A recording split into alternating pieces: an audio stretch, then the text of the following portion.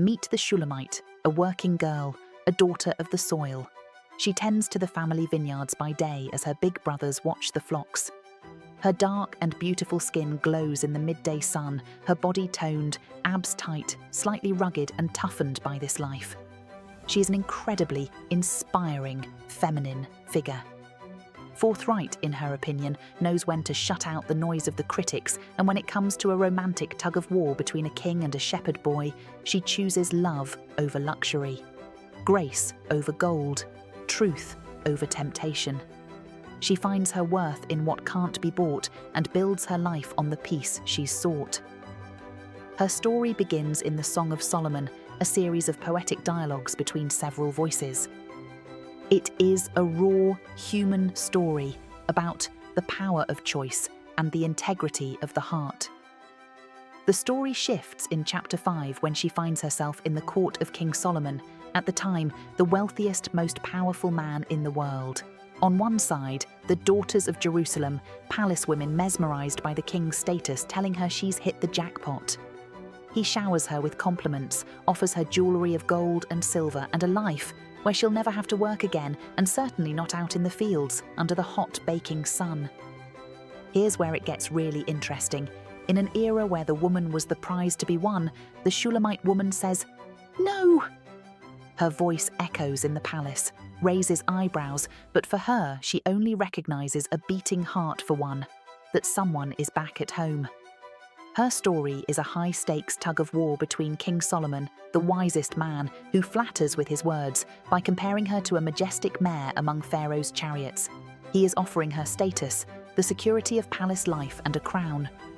On the other side is her shepherd boy, who she describes as the apple tree among the trees of the forest.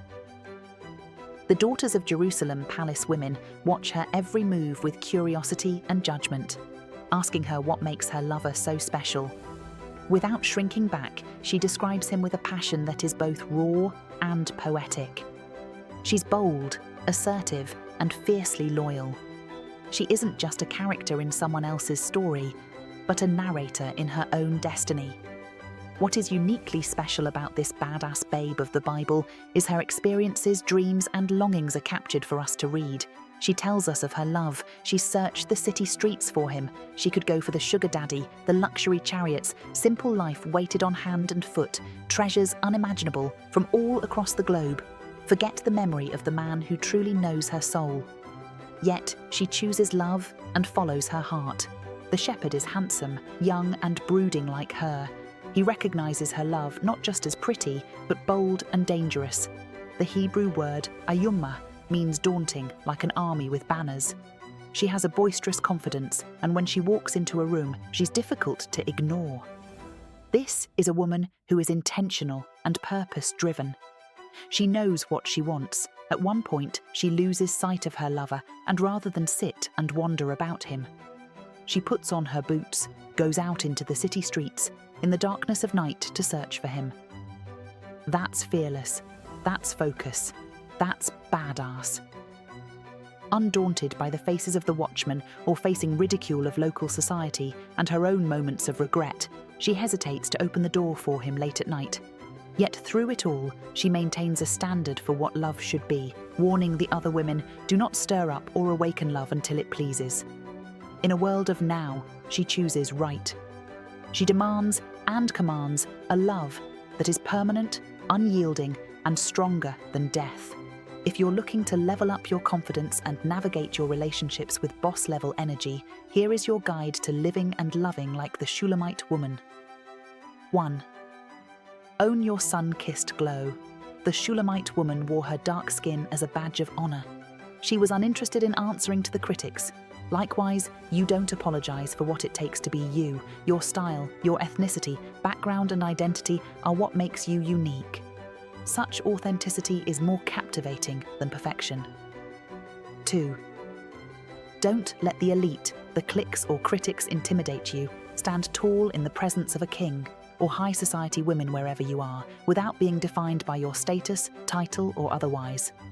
3. You belong in every room you enter.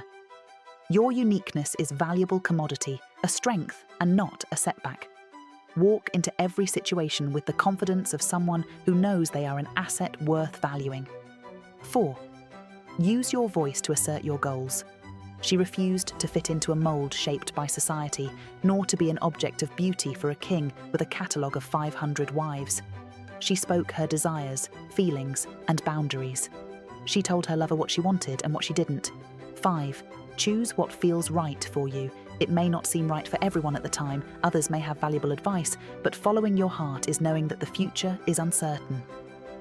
Sooner or later, the economy changes, rich becomes poor. Trust your heart and take the matter in prayer to God. 6. Her superpower was in her voice, her expressions. Do the same. State your wants to those who will listen. In a career move, in a relationship, never be intimidated when they say you're being difficult. It is what makes you a leader, one who takes charge in life.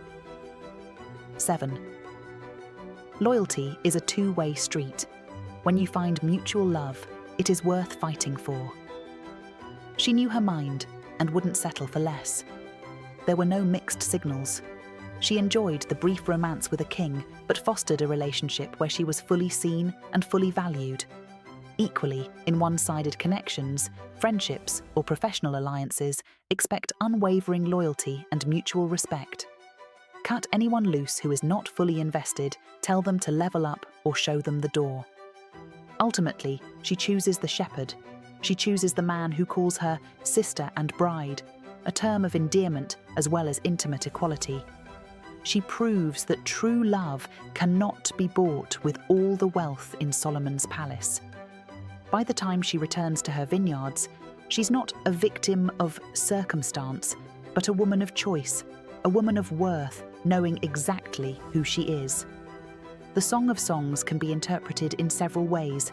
As a literal woman of history, some see it as an allegory of our relationship with God, or a picture of Christ's love for his church. However, we can summarize and conclude. The Shulammite is one of the most positive, powerful representations of womanhood in the Bible. A reminder to see yourself as worthy, beautiful, and that your heart belongs to the one you not only choose, but will forever value you. That person is not a man, but a God who is faithful. This ancient poem reminds us that our hearts are our own. The truth is in the integrity and the courage to say no to the world's expectations. It's the beauty of a love chosen, not coerced. But don't just take my word for it. Read it for yourself. It's tucked away in the middle of the Bible, waiting for you to find your own meaning and interpretation. It's earthy, honest, sensual, and raw. It will likely change the way you look at love. If you've read it, comment below. What surprises did you unearth?